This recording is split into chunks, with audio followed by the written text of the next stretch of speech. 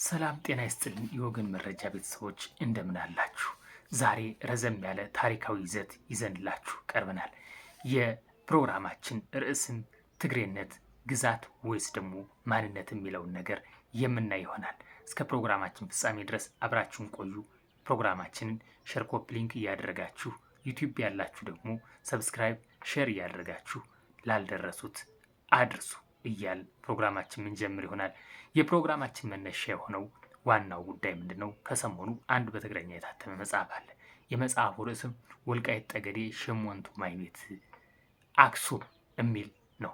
በአማርኛ ስትተረጉም ወልቃይት ጠገዴ ስምንቱ ማይቤት አክሱማይ ይሆናል። ይህ መጽሐፍ በመሰረታዊነት እንደ መነሻ ሀሳብ ያደረግነው ምንድነው? ብዙ መሰረተ ታሪኮችን ያዛባና ለራሱ ርዕሰ ጉዳይ ብቻ ሲል እውነቱንም ውሸቱንም ከአንድ ላይ ያጣቀሰ የጻፈው ሀሳብ አለ።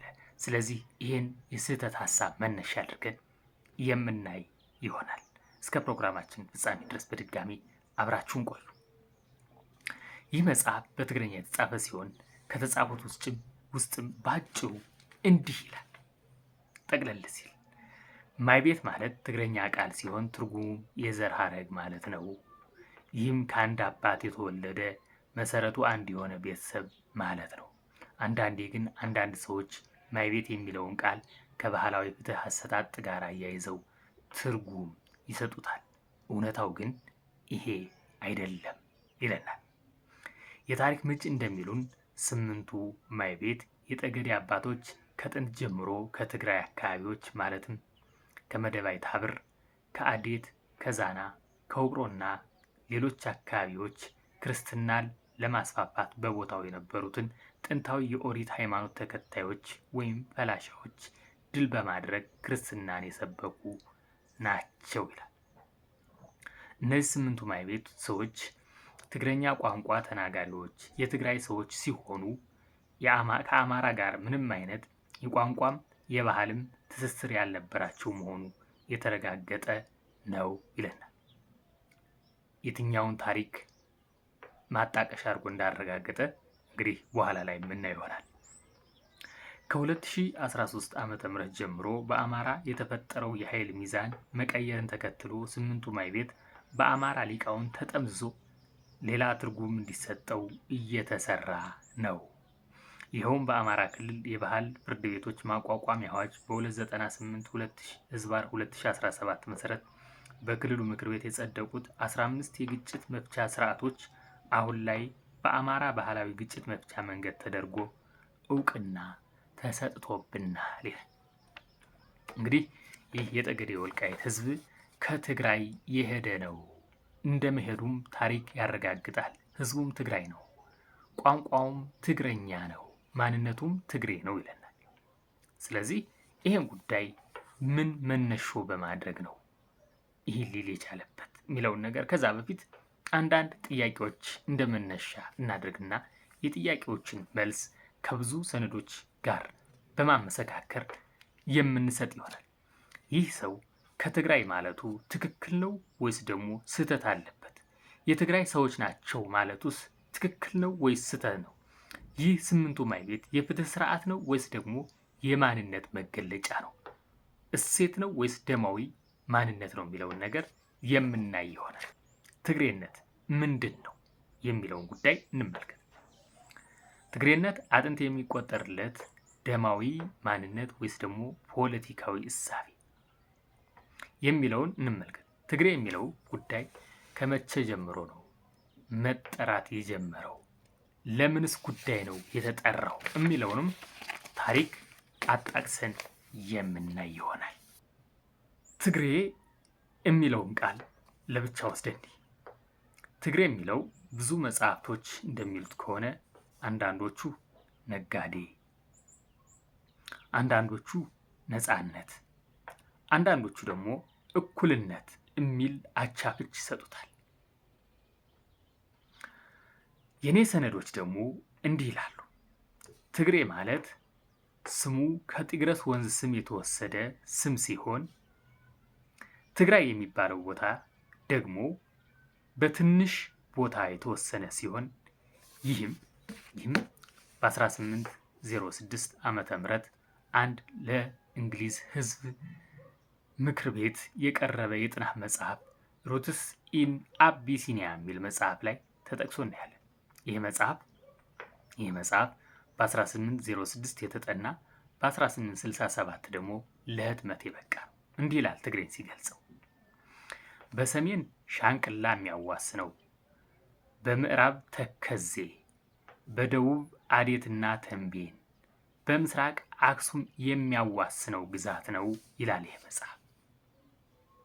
ስለዚህ ትግሬ አሁን ትግራይ የምንለው ክልሉ ሙሉ ሳይሆን በትንሽ ቦታ የተወሰነ እንደሆነ ይህ መጽሐፍ ያሳየናል። ከዚህ ቦታ ውጭ ያለው ዛሬ ትግራይ የምንለው ቦታ ሁሉ ደግሞ የሚኖሩበት ህዝቦች ነበሩ። በብዛት የአማራ ማንነት ያላቸው። ይህም ብዙ የትግራይ ሊቃን የመሰከሩት ነው። እንደ ምሳሌ ይህን ሰው የሚናገረውን ሰምተን እንመለስ።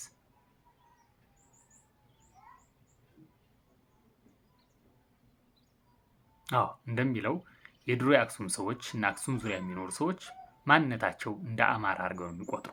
ከአማራው በተጨማሪም ብሔረ አክሱም እና ጠቅላላ አጋአዚ የሚባለው ህዝብ ምድሩም አጋአዚ እንደነበረ የታሪክ ድርሳናቶች ይነግሩናል። ለዛሬው ምናልባት በሰፊው የምናየው የጥንቷ ኢትዮጵያ የትንሣኤ ታሪክ ላይ የሚለው መጽሐፍን ይሆናል። ይህ ስለ ትግራይ ምን ይላል? የትግራይ ስምም ይሁን ማንነት እንዴት መነሻ ሆነ? ትግሬ ማንነት አጥንት የሚቆጠርለት ደማዊ ማንነት ያለው ነው ወይስ ደግሞ በጊዜያዊ ለፖለቲካ ማስፈጸሚያ ስትራቴጂ የወጣ ስም ነው የሚለውን ነገር ቅድም የጠቀስኩላችሁ የጥንቷ ኢትዮጵያ የትንሣኤ ታሪክ መጽሐፍ ላይ እያጣቀስን የምናይ ይሆናል። ታዲያ እንዴት ትግሬ ወይ ደግሞ ትግራይ ተባለ የሚለውን ነገር እንይ። መጽሐፉ ላይ በቀጥታ የወሰድነው እንይ። በሁለተኛው ክፍለ ዘመን ከኢየሱስ ክርስቶስ ልደት ቀድሞ ሁለተኛው ክፍለ ዘመን ላይ የተነሳ ወይ ደግሞ የተጠራ ስም ነው። በሰዓቱ የኢትዮጵያ ንግስተ ነገስት ወይ ንጉሰ ነገስት በአክሱም የነገሰው ዋዜባ ይባል ነበር።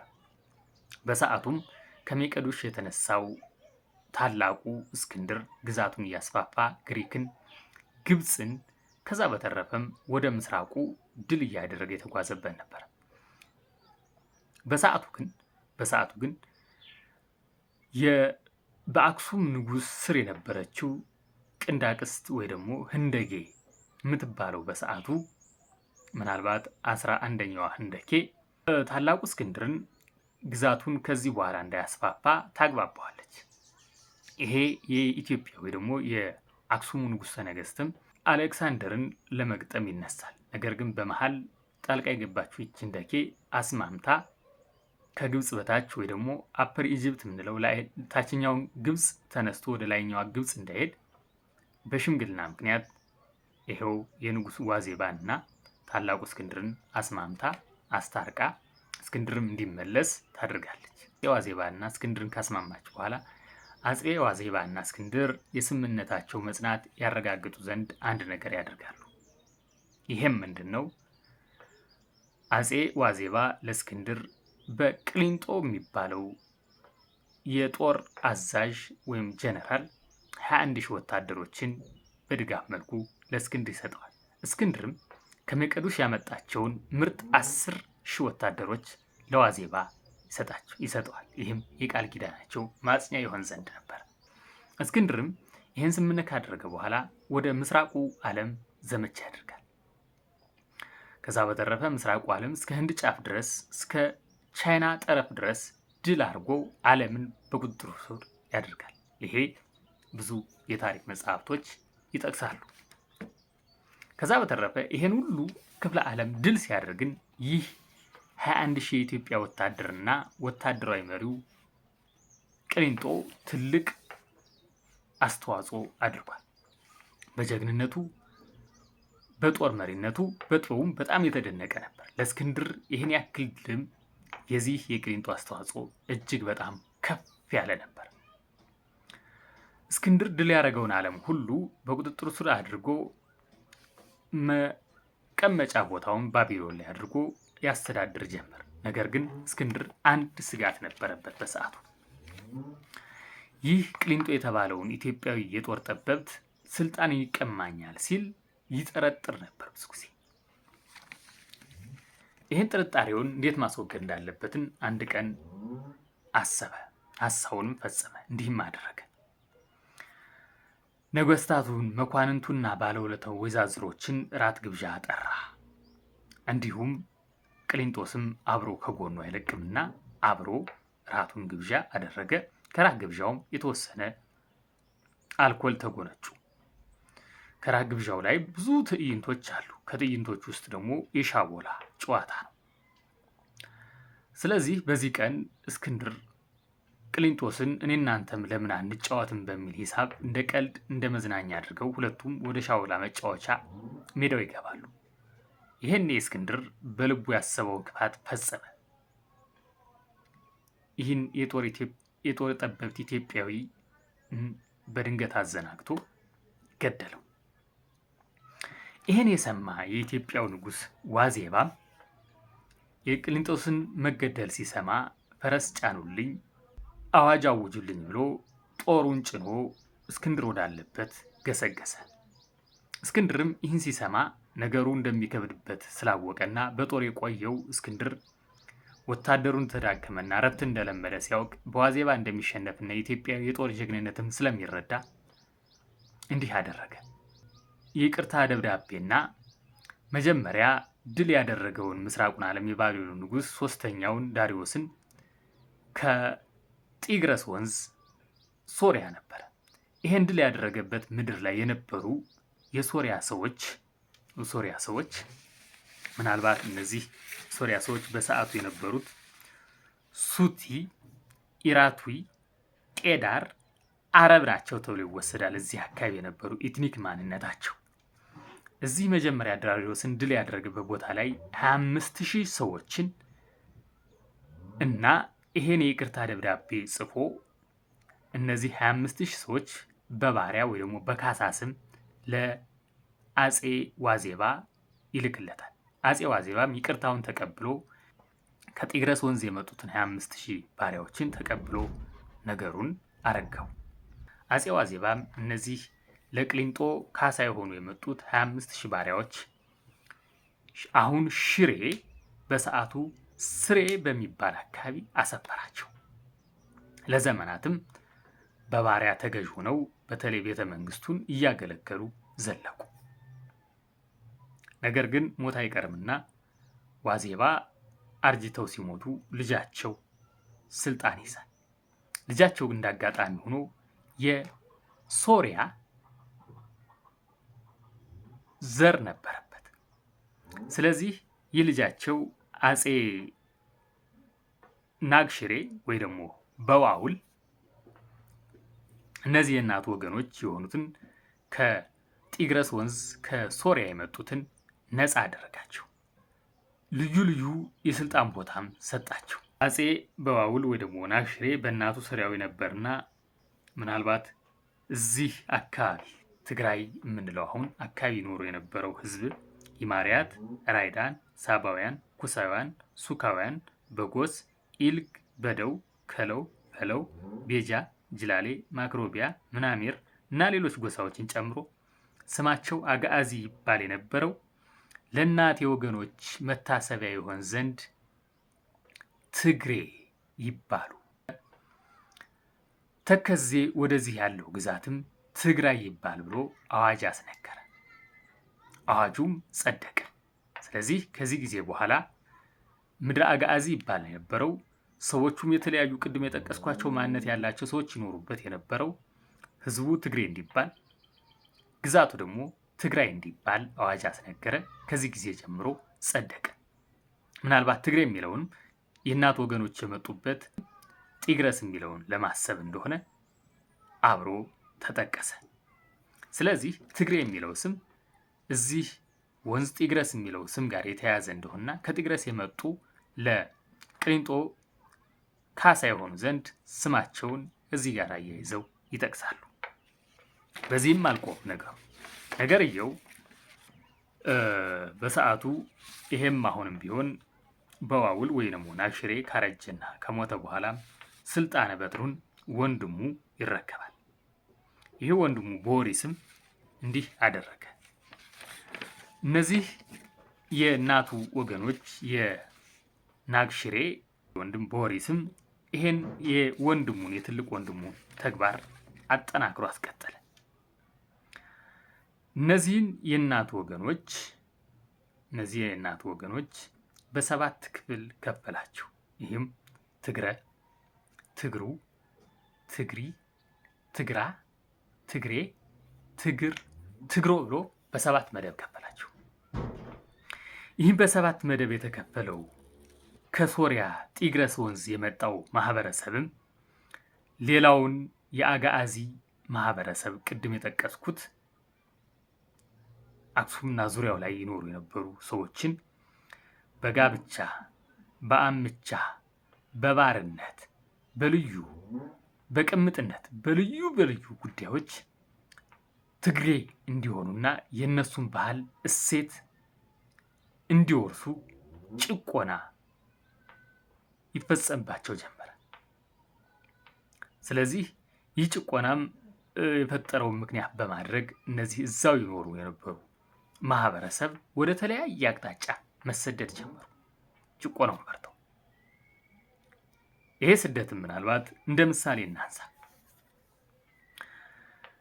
ኢሮብ ወደ ምስራቅ ሰሜን፣ በተለይ ኢሮብ የሚባለው ማንነት አሁን ላይ ያለ ወደ ምስራቅ ሰሜን ትግራይ ተሰደደ። አሁን ላይም እዛው ነው ያሉት። በዋነኝነት እዚህ ለጀነራል ቅሊንጦ ካሳ ተብሎ የመጡት 25,000 ባሪያዎችም እዚህ ኢሮብ የሚባለው ማንነት ይኖርበት የነበረው ሽሬ ነበር የተረከቡት።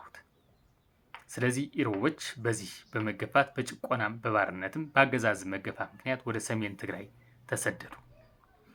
ማክሮቢያ ወይ ደግሞ ሐማሴን የሚባለው ደግሞ ወደ ኤርትራ ደጋማው ክፍል ተሰደደ። ፈላሻው ወደ ሰሜን ተራሮች ወደ ዳሽን ተራራ የምንለው አሁን ወደ ሰሜን ወሎ አንጎት ወደ ጠገዴ ወልቃይት ተበትኗል። ሌላውም የእነዚህን እግር ተከትሎ የተሰደደው ብሔረ አክሱሙና አማራው ነበር። በለው፣ ከለው፣ ፈለው፣ አማራ፣ ብሔረ አክሱም ወደ ጠገዴ ወልቃይት ወደ ሰሜን ጸለምት፣ በየዳ፣ ጃናሞራ ወደ ማይጨው ወደ አንጎት ወደ ገነቴና ዋይስ አሁን ሰሜን ወሎ የምንለው እና ወደ መሳሰሉት ቦታዎች በየእግሩ ወደ እያመራው ተፈናቀለ። ምናልባት እዛ አካባቢ አክሱም ትንሽ ከአክሱም ሰፋ ራቅ ያሉ የነበሩት ነተንቤኖች እዛው አሁን ባሉበት ተረጋግተዋል። ሰባ እንደርታዎች እዛው አሉ መቀሌ አካባቢ ትንሽ ቢገፉም። እዛ በተረፈ ኩናማዎች ወደ ምዕራቡ ወደ ሱዳን አዋሳኝና ወደ ኤርትራ ተሰደዋል። ሌላውን በተመሳሳይ መልኩ እግር ወደ አመራው የተሰደደው እዛው ደግሞ ጉዳዩን ተቋቁሞ ደግሞ የቆየ ማለ። የተወሰኑት ብሔረ አክሱሞች ችግሩን ተቋቁሞ እዛው ቆይተዋል። የተወሰኑት አሁንም ቢሆን አሉ በተወሰኑ መልኩ። እንደርታዎች እዛው ትንሽ ፈቀቅ ቢሉም እዛው መቀሌ አካባቢ ያሉ ሰዎች ናቸው። ተንቤኖችም እዛው አሁን በዋግ በአማራ ክልልና አሁን ትግሬ ክልል በምንለው አዋሳኝ አካባቢ ያሉ የማህበረሰብ አካላት ናቸው። እንዲያውም ወደ ተራራማውና ወደ ቆላማው አካባቢ ተገብተዋል ተንቤኖች። ስለዚህ አብዛኛው በዚህ ትግሬነት በሚባለው የፖለቲካ ማንነት በመፈጠሩና በአስተዳደር በባርነት ጭቆና ምክንያት አክሱምና አሁን ትግሬ የምንለው መሀል ሽሬ አካባቢ የነበረው ማህበረሰብ እንደዚህ ሆኖ ተገብቷል። ስለዚህ ይሄ ጉዳይ ምናልባት ለ1000 ዓመት ቀጥሎ ነበር።